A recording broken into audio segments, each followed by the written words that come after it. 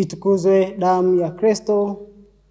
Karibu mpendwa mtazamaji wa Mwangaza Digital na mpendwa msikilizaji wa Mwangaza FM katika tafakari ya ujumbe wa Mtakatifu Gaspari del Bufalo leo tarehe 27 Januari. Tuungane zaidi kiroho tukisaidiana kwa njia ya sala ili siku moja tuungane tena katika makao mema ya mbinguni. Tuungane zaidi kiroho tukisaidiana kwa njia ya sala ili siku moja tukaungane tena katika makao mema ya mbinguni.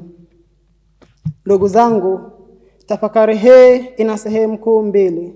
Sehemu ya kwanza inasema kwamba tuungane zaidi kiroho tukisaidiana kwa njia ya sala. Mtakatifu Gaspari anatukumbusha kwamba sala si tendo binafsi, bali ni daraja linalotuunganisha mioyo yetu mbele za Mungu. Tendo la kuombea wengine ni tendo la upendo halisi, kwani tunapoombea wengine, hasa ambao hawezi kujiombea, kama vile marehemu waliopo toharani, tunabeba mahangaiko yao, furaha zao, maumivu na matumaini yao pia.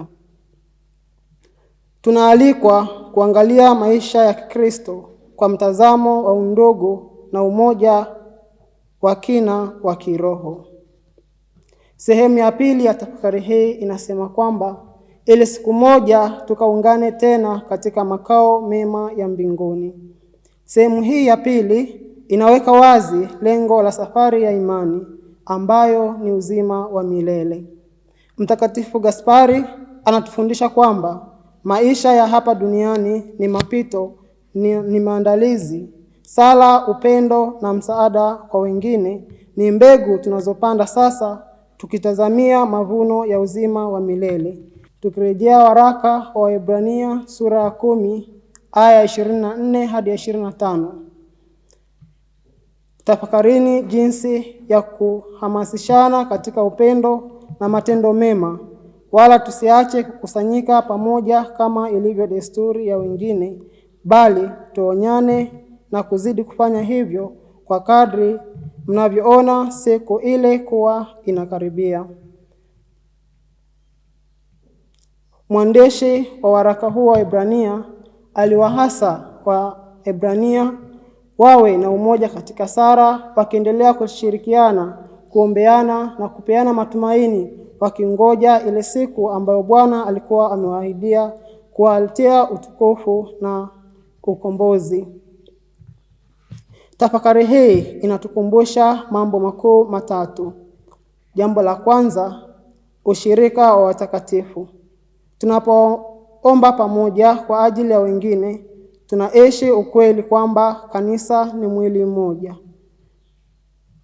Jambo la pili, sala kama ishara ya upendo wa kweli. Tunapoombea wengine, hasa marehemu waliopo toharani, ambao hawawezi kujiombea, wanahitaji msaada wa sala zetu ili tuombee kwa Mungu.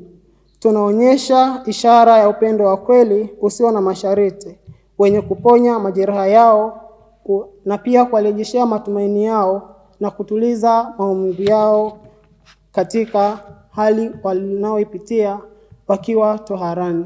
Jambo la tatu, tumaini la maisha ya milele.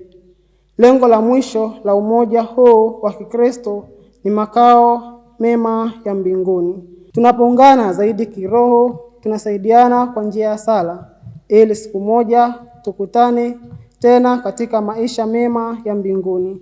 Tafakari hii Mtakatifu Gaspari aliandika kwa nia na lengo la kuonyesha ushiriki hai wa Kanisa Katoliki au utegemezi baina ya kanisa linalosafiri na kanisa lililoko mbinguni, yaani watakatifu.